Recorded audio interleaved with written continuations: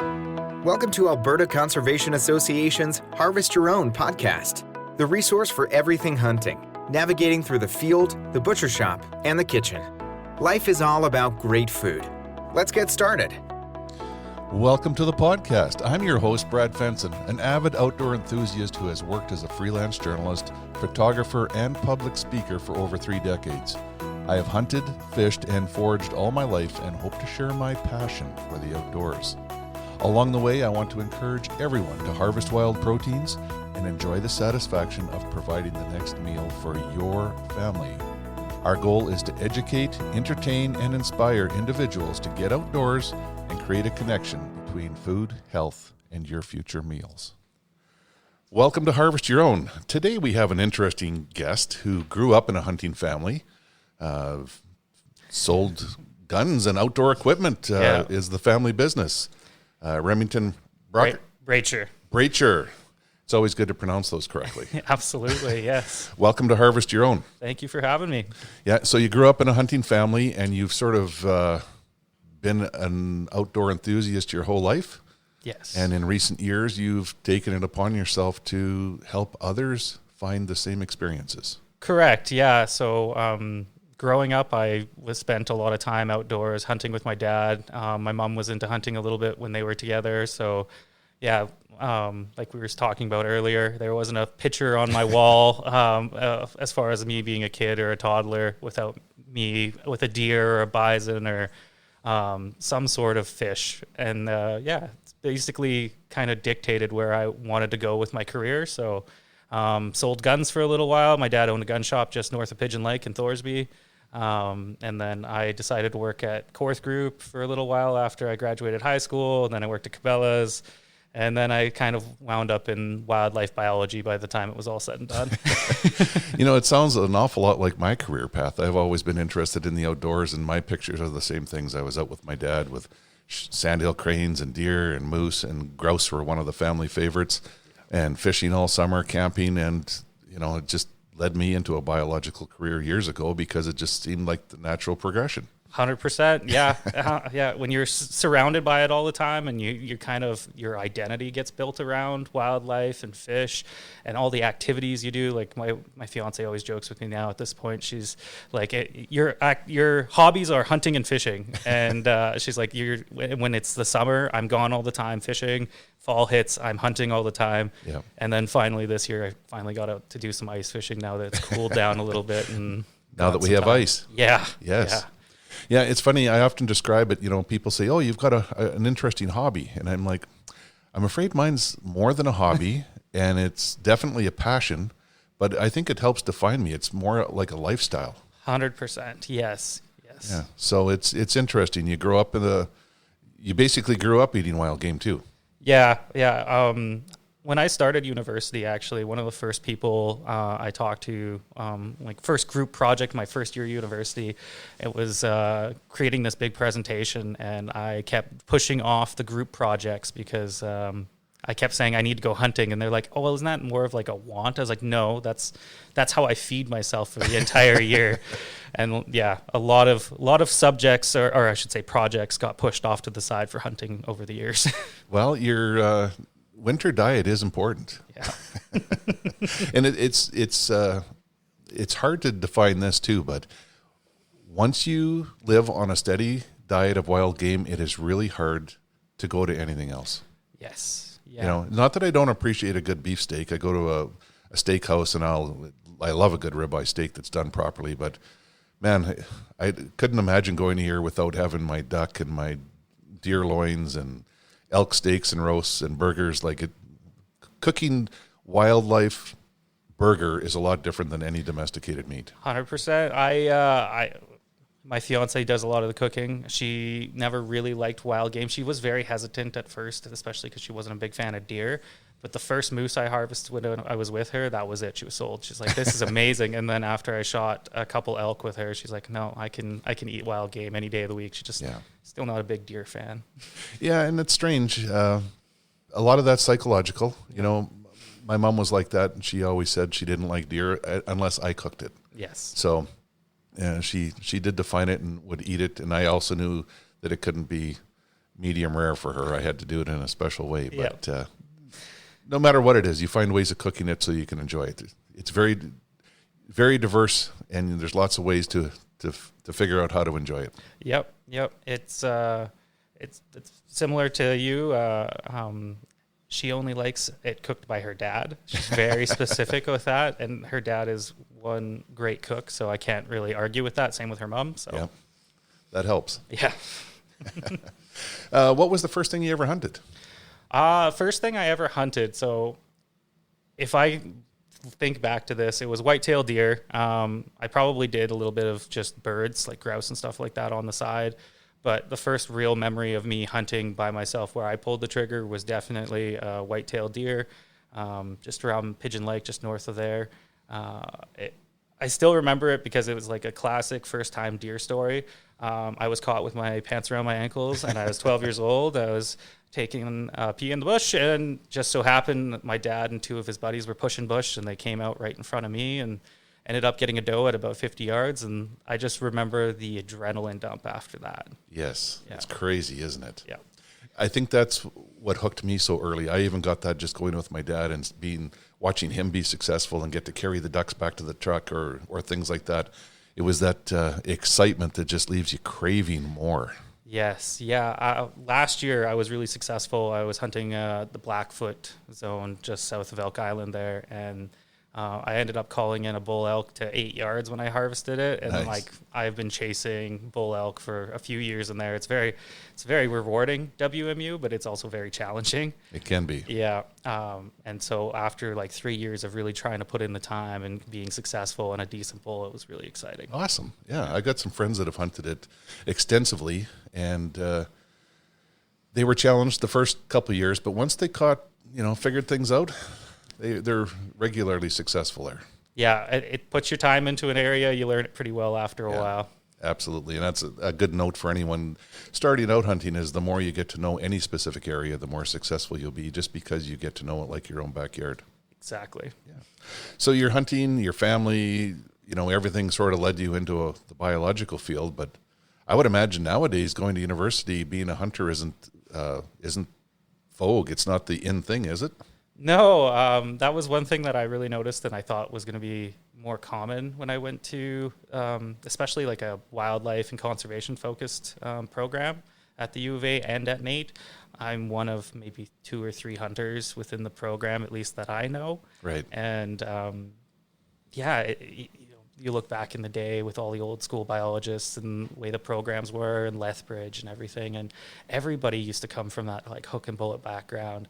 And it's becoming less and less prevalent as the years go by, with a lot of people just learning and spending time in like the urban environments. So yeah, I'm not sure what separated us from the rural roots and the great outdoors and hunting, but I remember going to school and there were several kids that hunted in our class, and our girls started kindergarten this year, and the teacher said, "Oh, good, we've got some kids from a hunting family. I always like those stories, and we normally don't have any in the class." And I'm like, "Don't have any?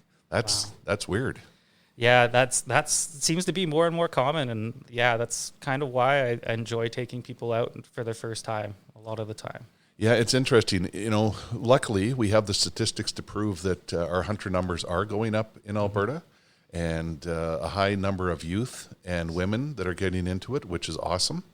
But you got to university, you're kind of on your own.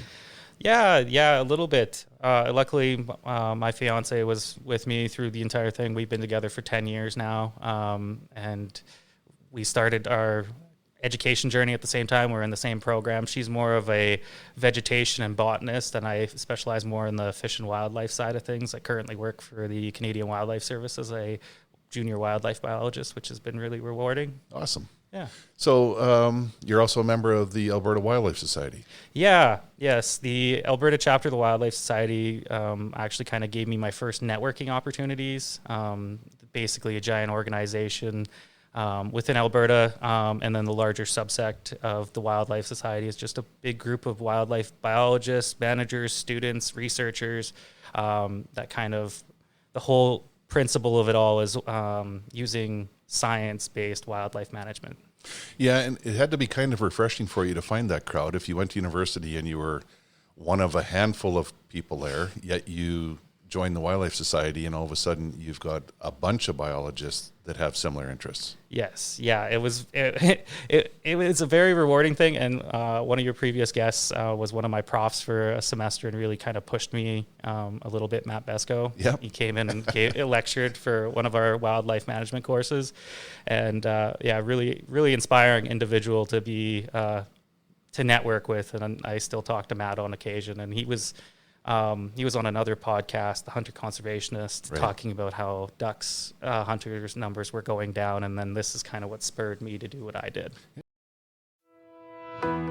This podcast is produced for Harvest Your Own, a program dedicated to those who want to reconnect with food and health through their experiences outdoors. HarvestYourOwn.ca is a resource for individuals to learn more about hunting and the outdoors. There's information to get you started and ensure that your compass stays pointed in the right direction to be successful. Where's your next meal coming from? We've teased the crowd a little bit here. What did you do? So this past year, we decided to apply for an ACA grant to do an education program focused on mentoring first time or new hunters in university programs focused on wildlife conservation, environmental. It was a big undertaking. We have participants from Lakeland, Nate, U of A, Grant MacEwan. We are hoping to get some students out of Red Deer on a spring snow goose hunt, and same with the University of Calgary. So it's been a big undertaking. Sounds like it. Yeah, it's been a lot of myself has been. I'm the key person in it at this point, and Chantel as well at the Wildlife Society. She's been a great help for me. Along with all of my mentors and all the partners. The nice thing about growing up the way I did and being involved with the groups I have been involved with, there's a lot of good network to pull from to help put this together. Yeah, calling on those resources and people with experience is hard to beat. Yes, yeah. Absolutely. Now, I think there's another great message in this. You went to university and found, you expected to have lots of other hunters and anglers there to embrace biology and share messages with and stories and all the rest of it. They're not there. So you're actually going out and creating them. 100%. I one of my favorite things, because I was there when Ron was there. I was there when Ron shot his first deer. Yeah. And I was there for a lot of other people's first deer. And at this point, like, I've shot enough decent animals and enough deer that, like, just seeing the other person be excited was so rewarding. And building up people. Like, I have one student who went from never picking up a gun to shooting their first or harvesting their first goose, duck, pheasant, grouse, and deer in the same season. What did it do to them? They're hooked. They love it. They just texted me about a week ago. They've started eating the deer for the first time. Their family was a little worried about CWD. Yep. But now he's hooked. He wants to go out every year if possible, and he's got grand visions. And the whole way that his deer hunt went, it was just picture perfect. So I'm really happy how it all played out. Yeah, it'll be interesting to follow that influence to see how much it actually changes his life. Obviously, there's some outdoor influence there, some science background to get him into the biology field. But if he had never hunted, meets you, Wildlife Society program, gets out, successful, family loves it, and changes their life. And I say them because it'll be a change for the entire family. Yeah, exactly. It's one of my big things I talk about a lot in a lot of the papers and research I do is reconnecting people to their food and reconnecting them to the land. Like, that was such a big part of my upbringing and my culture, and everything comes together at this point. It's just nice to see that being passed on to another set of people that wouldn't get to do it otherwise. Hunting is so hard to get into if you don't have a mentor. It is. Like, maybe just take us through the steps. You get somebody, you put up a poster, hey, anyone want to go hunting? They call you, and now what do you do? Yeah. How do you get them started? Yeah, so luckily enough, I'm a hunter's ed instructor for AHIA and recently now a firearms instructor, so I'm starting to offer that to students here in the new year. But basically, I put some feelers out to different universities and post-secondaries across Alberta, see how much interest there was. When I first started this, I was hopeful for 20. I was really hoping for, like, if I could get 20, I'd be super ecstatic. And I ended up with 55 this year. Wow. Yeah, and I couldn't keep up with the demand. There was almost 100 students that wanted to be a part of the program. Wow, that is, I mean, it's great news because those are going to be influencers themselves in the future, not only in their passion for getting out and hunting, but in their careers. Yeah. You know, having biologists that understand hunting and what it means to people is critical in terms of how we manage wildlife and how we make decisions. 100%. It drives me nuts when people are making decisions in these positions, but they don't understand the values associated with the activity in those species. Particularly around hunting.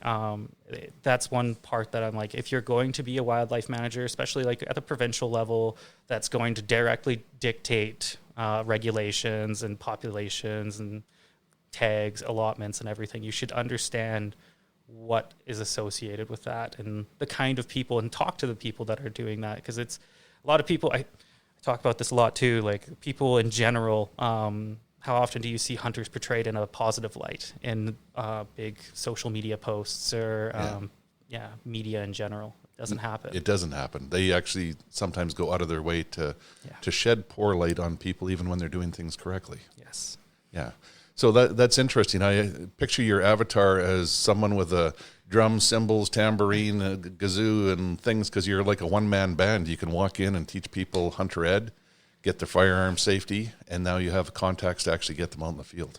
Yeah, it's been so fun to actually be able to do all of that. Shout out to AHIA for everything they've done for me. I've known Len at AHIA for a long time, so I've known him since I was 11 years old, and he's gotten me through a lot of the certifications and helped me out in building the network. So I'm very appreciative of them and Delta Waterfowl and everybody else that's been involved. Yeah, those different organizations that see the value of hunting, like AHIA has graduated, I believe it's over 3 million graduates in Alberta, which is an impressive number. You know, they've got hunter ed in the schools for our youth and kids in the science curriculum. But people that have already come through there haven't experienced it. Now they're busy in university and it's hard to take on extra things. All of a sudden, Remington shows up and says, all you got to do is show up. Yeah, exactly. It was so rewarding to actually get that, to see the amount of interest, because I did I'll call it a trial run last year with just a single duck hunt. And I got there was about 14 people interested at first. And by the time it was all said and done, it got dwindled down to about 7-8 people. And I expect that with students. I understand everybody's schedule is chaotic, especially during the fall when you're dealing with midterms of projects. So I wasn't sure what to expect this year, but it worked really well. We'll see what happens next year. Next year is going to be a little bit more hands-off for me. I'm starting my graduate work, so I'm just going to step back. I'll be in BC for a little bit, but I'm still going to take some people out for big game and pretty much run it from behind the scenes. Yeah, well, the program is established now, correct? Yes. Yeah, so you've got other people stepping up to help you. Yep. And other people that have the training to put on the courses required to get people into hunting legally and properly. I'll say properly because, I've sat in on the hunter ed courses with other kids and other family members, and a refresher is always good for anyone. You learn something new if you have an open mind every time you go through it again. Yes. And even if you have lots of field experience. Yep. Yeah, and he had just updated their hunter's ed manual. I haven't looked at it yet, but I just heard about it not too long ago. Yeah, some major changes and upgrades that actually allow them to make updates to the manual as things happen. It's a lot more interactive. Sweet. Good to know. So, how many other people are going to help you next year? So currently, I'm in the process of writing a grant to get at least a dedicated staff member for myself and the organization so that they can be the coordinator for me while I'm doing my master's. Yep. And then Chantel will also be directly involved, and then the executives at the Alberta Chapter Wildlife Society really want to keep this going. So everybody's willing to step up, which is great. And the nice thing, and what I'm trying to do is I want other organizations to be... I want to be able to fund organizations to take students out. That way I don't have to be in the field taking them out. It's like, here, I will supply whatever you need and I'll get the students there. So luckily that's how it's worked in the past with like Pheasants Forever down in Calgary and Delta Waterfowl for the most part. I'm also a committee member there, so it helps. Yeah, Delta has some great programs for waterfowl hunters. You know, everything from learning how to handle a shotgun to getting in the field, finding your first success, shooting a bird, how to clean it, and cooking it. Go the full round. Yes, yeah, it's such a rewarding experience. Like I love seeing people stop and actually taste what they shot. There was one student, and he's one of my good friends too, so I don't mind harping on him a little bit. But he came on an outfitted goose hunt with us, and it was his first time hunting. He did the Hunter's Ed course. For some of the students, we did it online just for sake of schedule. And he was having a moment while we were processing some birds, and he's sitting there looking at this Canada in his hands and like butchering it and breasting it out. And he's like, less than an hour ago, this thing was flying, and now it's like meat in a bag. And I'm like, and an hour later, it could be food. Right. Yeah. Absolutely. Yeah. It's funny how you can change people's perspective of wildlife, and not just perspective, but create a new appreciation. Yes. You know, I love the birds. I love to see them. I watch them. My girls are the same. We walk down the driveway and our heads are tilted up watching for birds flying over top. Yeah. But I think hunters just appreciate all those things a little bit more. Yes. Because they have more values. Yeah. Yes. It's one thing to see them, and like I by no means want to harp on birders, but like you look at birds. We're scouting for the birds. We're watching the birds' behavior, everything like that. And just because we have differences in our uses for them doesn't mean we respect them any less. Correct. Yeah. This podcast was made possible by Alberta Conservation Association and the Harvest Your Own community. If you're interested in harvesting your own food, there's a comprehensive collection of information. To gain insight and knowledge, head to the field, harvest your own protein, prepare it, and taste the results. HarvestYourOwn.ca is a library of information from getting started and geared up to processing, butchering, and cooking wild game to make the connection between health and food. With these programs, is there any type of call to action that we can do with listeners? Is there any way that other hunters can get involved? I am always looking for mentors and people willing to take students out, especially for big game right now. This year, I was basically taking out a handful of students myself for big game down at our family property down by Rocky there, which was really great and successful. And as I'm sure you know, like it's hard to take new hunters out. Like it's very much a one-on-one or one-on-two experience. Whereas like if you go bird hunting, you can get 4 people in a blind pretty easily with the right equipment. So that's always the biggest hang-up. I'm definitely looking for people that are willing to take students out. Yeah, so if you're listening and you're a big game hunter and you'd be willing to take someone out, this isn't taking somebody out to hunt your big buck on your property. This is go out to find a deer, a doe, a small buck. Like success comes in different ways, and these hunters have no benchmark yet. Like if they harvest a deer, it is going to be a major event in their life. Exactly. It's such a good experience for them to even just see wildlife like that, because you get such an intimate experience. We had one student that came out and we saw 2 moose pass us at 25 yards and just sat there and watched the bull chase the cow. I was like, this is entertaining. And it's the closest they've ever been to a moose. Yeah, real live National Geographic on the cut line. Exactly. Yeah, you and I are probably used to things like that. You know, hunting is much more than just filling the freezer or having a meal or experience. I mean, one of my best interactions last fall was with a great gray owl when I was hunting deer. You know, it almost seemed like it was tame. I got extremely close to it before I even noticed it because it blended in so well. But then I just sat and watched it, and it sort of watched me, and it was a really funny interaction that was it stuck in my mind. Yeah, great grays. I have a lot of stories with great grays, but we had one this year. It was about 4 feet above our head with 2 students, and it was really entertaining. We did the bob and weave back and forth with the owl, and it kept investigating closer and closer. It was a lot of fun, and they're just such beautiful things to see in the wild, regardless if that's not like how often do you see an owl in general? It's not everyday occurrence. Yeah, exactly. You never know what you're going to see. One of the best videos that I shot this year that I put on social media was of a weasel catching red-backed voles that caught 3 of them in an hour and was stashing them, and just crazy, like so active and agile. It was interesting to watch it.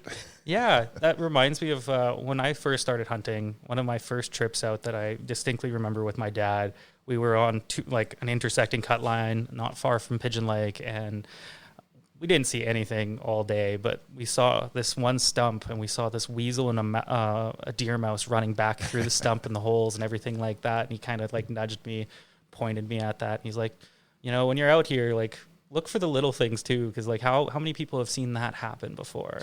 Yeah, I would imagine anyone taking biology, going to university with wanting to gain knowledge about wildlife is going to learn a lot more than they ever expected by taking up hunting. Yes. I think it's so great to go out in the field. Like I complain about this a lot, especially at the U of A. I come from NATE and then the U of A, so NATE focuses a lot on a field work aspect of things, and U of A is a lot of research and theory-based courses. So when I go out, it's like, look at how the animals use topography, look at the grazing patterns, look at what they're eating, the plant relationships with the certain species. Like, you start to learn so much more about behavior and all these different relationships than you would ever learn in the classroom. Exactly. And it probably astonished some people how hunters can relate to that, or how much they know about wildlife without having a biological background. Yes. Just by observing and being present. Yep. Yeah. So I think it's a wonderful program to reach out to that segment of the population that's going to be our future wildlife managers, to get them involved. I'm really hoping we can get people to send you emails or ring your phone off the hook trying to help you out. How do they get a hold of you? Probably the easiest way is through my email, or my Wildlife Society email, which is student@actws.ca or .com. Sorry. We'll post it afterwards anyways. Are you active on social media as well? I have an Instagram, but I'm not nearly as active as most people. I tend to avoid social media. Yeah. Well, maybe we can get someone to help you do some social media for the program. That would Start be great. a page. Yeah. That would be great. Yeah, I think it's would be a good way to draw help and potential people that would like to be mentors. That's a very good point. Yeah. You've got a very interesting background. Growing up, eating wild is what I'll call it. You understand the field to fork experience. Yeah. This is a question I like to ask people, but I really want to ask you, what is your favorite wild game recipe or meal? I'm so boring with this, though. I am a sucker for just a straight up steak, because that's what I grew up loving. It was just, give me a barbecued nice, well, not even anymore. It's cast iron and butter and thyme and rosemary. But the other thing that I really enjoy having, but my wife makes, fiance makes it, soon to be wife, is Hungarian goulash with wild game. Yes. And lots of paprika and onions. Yeah, exactly. And it's so good. And the more game you seem to add to it, the better it gets. And you can put a lot in there and add that flavor profile really nicely. But no two goulashes are ever the same. No, they aren't. It's interesting because my wife, her mom immigrated from Germany, and they have a goulash recipe which is loads of paprika and onions and stuff in it. It is truly different every time you make it. Yeah, and it's wonderful. I do need to ask you more about how you cook your steak, because I learned from a friend of mine, TJ Schwanke, how to do the 3-3-3.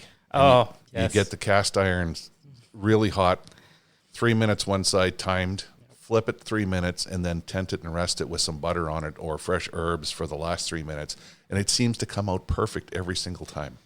Yeah, that's been one of the ways I've tried it before, but usually for me, I'm in a rush. It seems like my schedule is pretty chaotic lately, so a lot of times it's just a hot cast iron pan, sear the steak 3 minutes, and then I pull it out, cool down the pan, get the butter and thyme and rosemary and a little bit of garlic out, and then just baste that after, throw it back in the pan for a minute and baste it with butter. Yeah, it didn't surprise me when you said that steak was your favorite wild game, because if I could pick my favorite meal, it would probably be a barbecued or cast iron steak and salad. Yep. That I could live on that every night.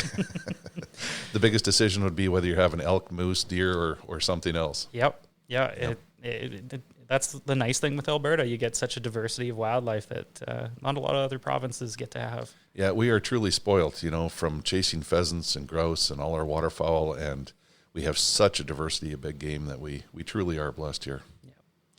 Wish the fishing was better a little bit, but that's my own personal opinion. Manitoba, I'm a little partial after my family trip out there. Yeah, Saskatchewan, Manitoba, Ontario have an incredible amount of lakes and water systems compared to Alberta, but they don't have any mountains or foothills. No, and I'm big into fly fishing, and living where I do, I'm right on the cusp of the Raven and the Clearwater. Nice. So I hop between those two river systems pretty frequently during the summer. Yeah, I would too if I lived down there. Well, that's pretty awesome. We look forward to posting more information on your mentorship program through the Alberta chapter of the Wildlife Society. I hope that people step up to help you with social media, with taking people out, and hopefully someone's listening that says, I've always wanted to try that. I'm interested in biology and going to some institution right now, trying to get my education, and I could sure use some extra deer and duck in the freezer. Yeah, and it's an easy access way to get into it. The only cost to the students themselves is their individual tags and licenses. Everything else is paid for. Wow, great program, Remington. I'm impressed, and hats off for I see your story. Start at university, expected to have a lot of like-minded people. They're not there, and get out and create it. Yeah, create it for the betterment of all hunters and wildlife management into the future. Exactly. So, congrats. Thank you. We hope to inspire people to reconnect with nature and appreciate where your food comes from by harvesting your own. For more information on getting started or to learn specifics about the Field to Fork experience, visit harvestyourown.ca and follow on Facebook and Instagram. Check back often for new material, recipes, and videos that are posted regularly. Please subscribe to Harvest Your Own podcast and take the time to rate and review the show to help us build a dedicated core of passionate hunters as our regular audience. Until next time, embrace the outdoors and all it has to offer. Thanks for joining us.